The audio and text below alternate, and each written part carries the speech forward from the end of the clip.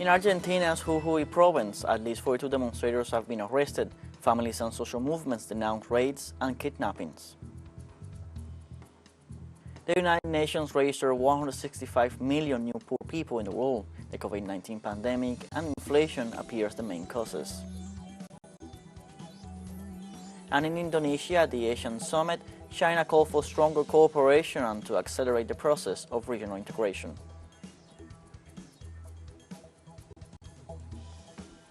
Hello, welcome to From the South. I'm Luis Alberto Matos from the TeleSUR studios in Havana, Cuba. We begin with the news. Human rights activists have described the situation in Jujuy, northwest Argentina, as scary as more than 40 people have been illegally detained. Demonstrations against the unilateral constitutional reforms imposed by Governor Gerardo Morales have been brutally repressed. In the last hours, relatives of teachers, students, and members of indigenous and social movements have denounced raids and kidnappings. Furthermore, they claim that arrest warrants continue to be issued against members of different organizations and demand that the governor stop the violations of citizens' rights.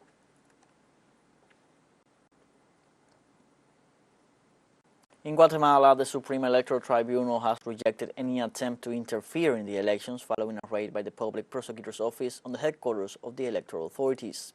The Special Prosecutor's Office for the Fight Against Impunity reported that an inspection, search and seizure of evidence had been carried out.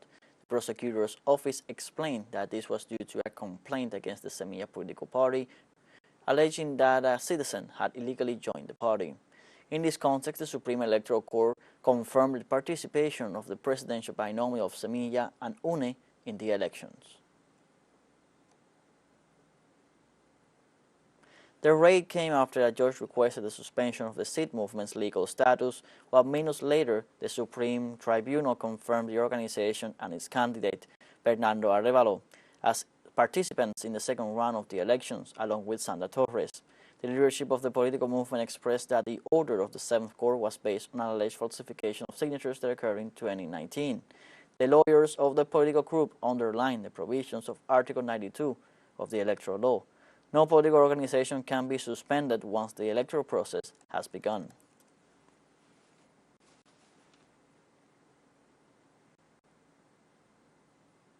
The president of Venezuela, Nicolás Maduro, alerted the Bolivarian National Armed Forces and called for unity in the face of the pretensions of some sectors to reintroduce violent scenarios in the country. During the ceremony for the transfer of command of the components of the National Armed Forces in the city of Caracas, the president affirmed that the doomsayers' voices are once again carrying out destabilization, sowing hatred and intolerance towards the Venezuelan armed forces. Likewise, he stressed that the lies implanted by the United States denigrate the professionalism, commitment, discipline, and honor of the Venezuelan military. Likewise, the president urged to raise the voice of truth, union, and cohesion of the armed forces to resist and remain in battle against the U.S. empire.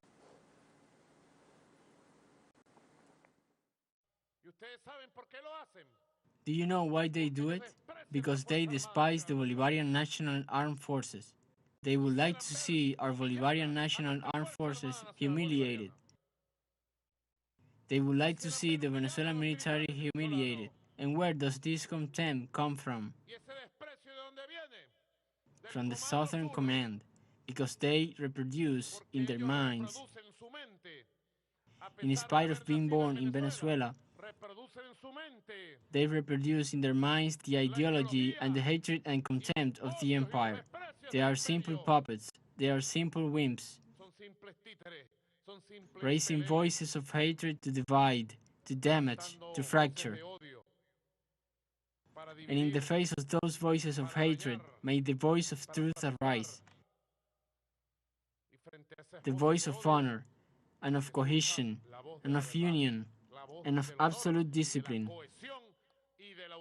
and of the honor of the Venezuelan military. Honor, honor, and more honor. Union, union, and more union. On Thursday, the Black Lives Matter movement turns 10 years old, marking the day in 2013 that George Zimmerman was acquitted for the shooting death of Trayvon Martin. The black teenager who was gunned down in a gated community in Florida was the first symbol of a movement that now wields influence over national politics, law enforcement, and broader debates about racial progress in and outside of the U.S. This weekend, national organizations and local organizers across the country have planned events to commemorate 10 years of the Black Lives Matter movement, where Martin's mother has been invited to speak at the BLM Festival in Los Angeles on Saturday. SAG-AFTRA, a U.S. union representing some 160,000 actors and other media workers, called on its members to participate in mass strikes due to the failure of negotiations with major film and TV studios. According to a statement from the organization released on July 13th, the Alliance of Motion Picture and Television Producers, comprised of Amazon, Apple, Disney, NBC, Universal, Netflix, Paramount, Sony, Warner Bros., Discovery, and other media giants, after 4 weeks of negotiations refused to cooperate with the union and to include in the new contracts they consider key. The deadline for renewal was July 12th. Companies refused to compromise on some issues and stonewall on others. In a subsequent statement, they revealed the issues that had led to strong disagreements with the film and TV companies, the influence of streaming platforms, and artificial intelligence on actors' salaries.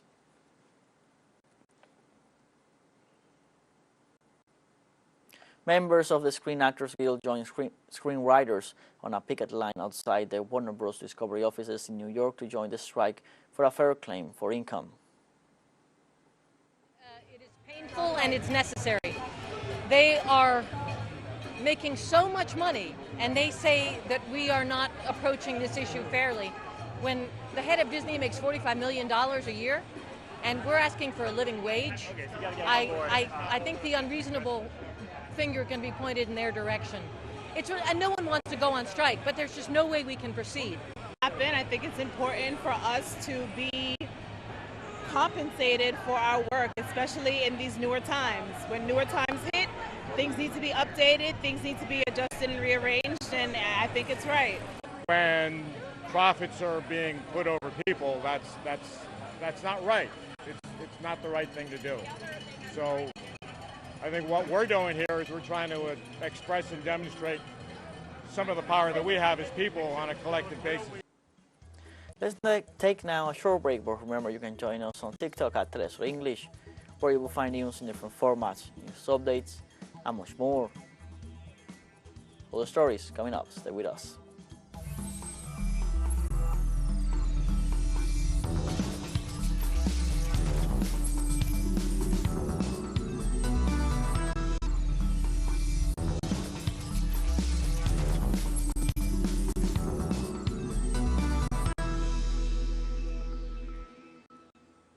Welcome back from the South. On Friday, the United Nations reported that there are 165 million new poor in the world after 3 consecutive years of crisis. The pandemic, inflation, and the Ukraine crisis leaves a worrying picture. Future projections are so alarming that from the United Nations headquarters, they call for a pause in the debt reimbursements of developing countries. Experts are confident that the measure could reverse the trend. According to the UN Development Programme, the cumulative impact of this crisis led 75 million people to fall into extreme poverty between 2020 and 2023. At the same time, another 90 million people were pushed below the poverty threshold.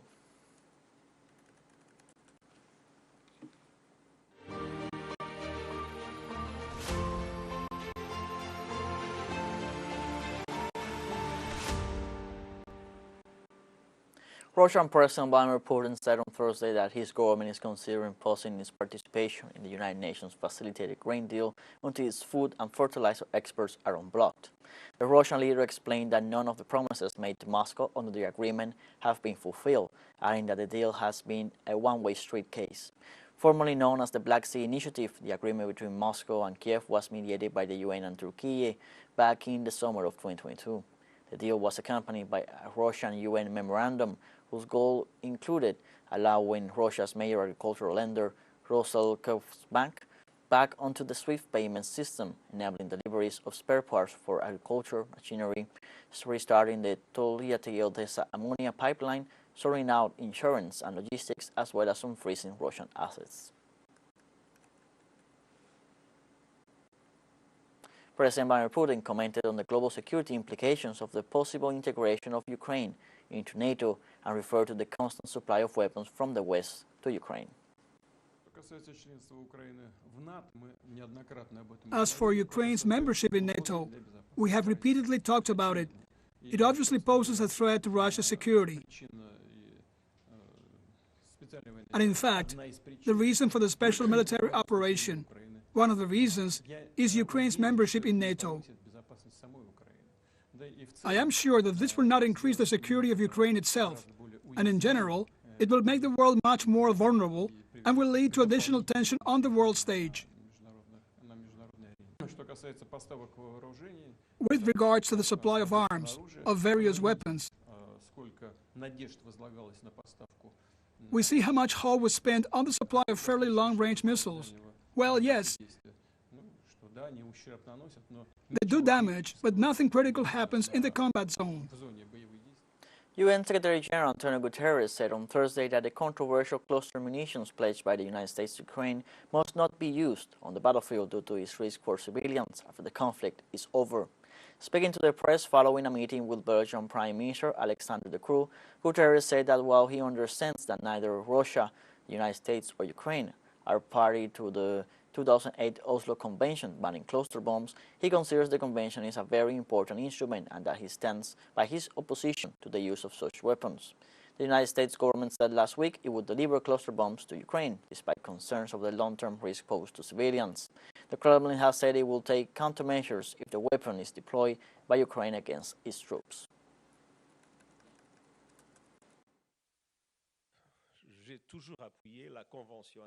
I have always supported the international convention banning these cluster bombs.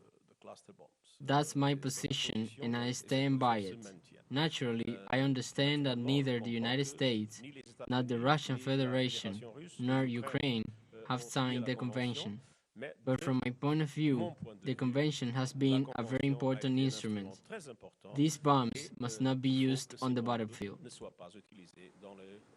Indian Prime Minister Narendra Modi arrived in France on Thursday for a two-day official visit to the European nation. The Indian head of government was welcomed at Orly's International Airport by his French counterpart, Elizabeth Borne, with whom he met later on to discuss issues of bilateral mutual interest. Addressing the Indian community at the Les Scènes Musicales in Paris, Modi referred to India's G20 presidency and affirmed that the capability and the role of the country is changing fast within an international scenario moving towards a new world order. The Indian Prime Minister also called on French Senate President Gerard Larcher and is expected to hold wide-ranging talks with President Emmanuel Macron and join him for the Bastille Day parade as the guest of honor.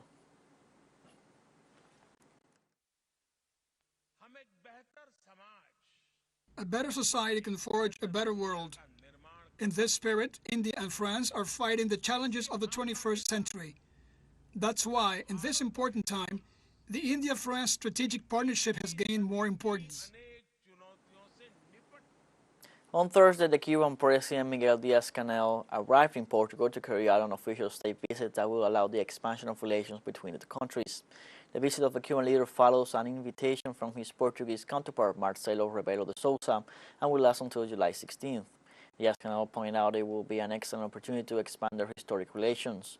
According to the schedule, the Cuban president will hold exchanges with the highest authorities of the Iberian country. He will also hold talks with personalities from the world of culture and business and with members of the movement of solidarity with the island.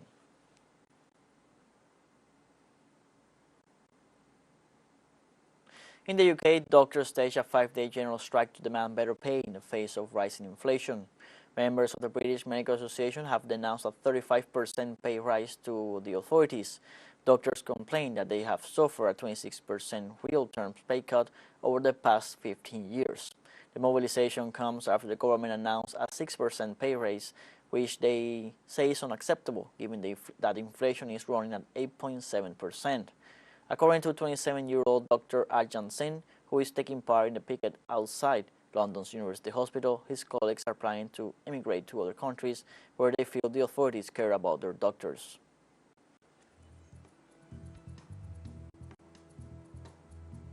TeleSUR English launches its own videos on demand site for you to go and revisit our interviews, top stories, special broadcastings, and more. Just go to the top left corner in our website homepage and click on the video option to access our VOD platform. We will now take a final short break. Don't go away.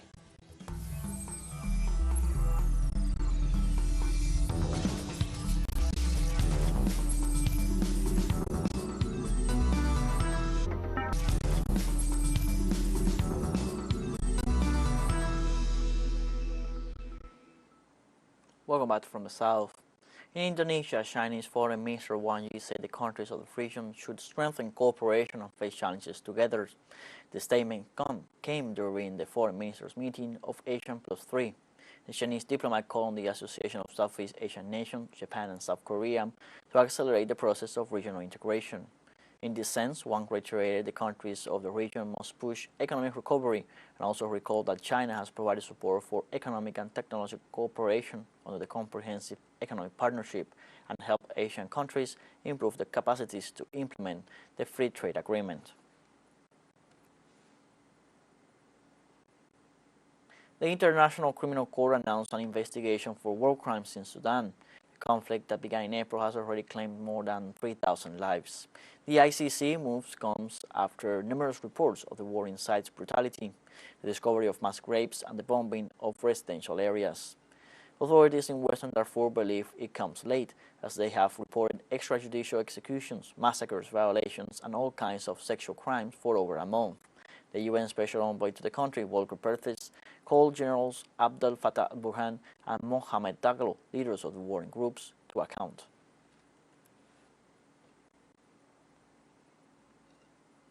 Meanwhile, the summit of neighboring countries of Sudan took place in Egypt, where they discussed alternatives to put an end to the internal conflict and address the humanitarian crisis.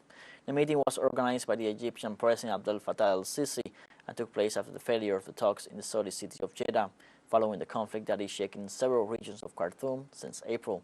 The delegations have agreed to promote an international aid resolution to stop the fighting and strengthen mechanisms to prevent a humanitarian crisis from spreading in the region. The conflict in Sudan has resulted in more than 3,000 deaths and more than 6,000 wounded, and has also forced more than 738,000 people to flee their homes to neighboring countries. Within the framework of the celebration of the summit of neighboring countries of Sudan, the President of Egypt, Abdel Fattah al-Sisi, called on leaders and organizations to find a solution to the crisis in the African country. We are asking parties to the conflict to stop escalation and start serious negotiations without delay, aiming for an immediate ceasefire.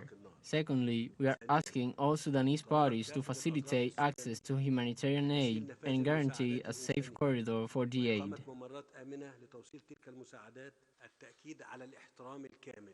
We affirm full respect for Sudan's sovereignty, unity, and territorial integrity, non-interference in its internal affairs, and dealing with the current conflict as an internal matter without the interference of external parties.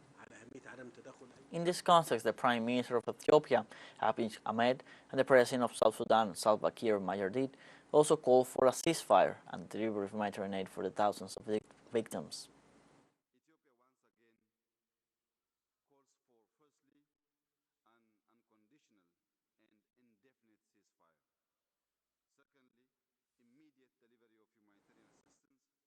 All beneficiaries affected by the violent conflict. Our attempt to help find solution to this conflict should be aimed at achieving the following. 1. Sustainable ceasefire. 2. Sustainable cessation of hostilities. 3. Delivery of humanitarian aid. On Thursday, the opening of a new oil refinery in August in Tema, Ghana, was announced. The facility has a worth of $1.98 billion and is scheduled to start operations at the end of August this year. The refinery, which is the latest investment of the Centuo Group, is expected to produce 5 million metric tons of petroleum products, including liquefied petroleum gas, jet fuel, gasoline, diesel, and fuel oil. Ghana's Minister of Trade and Industry confirmed that the Centuo Group was in talks with the Ministry of Energy to purchase 500,000 barrels of crude oil from Ghana's oil fields for its first production.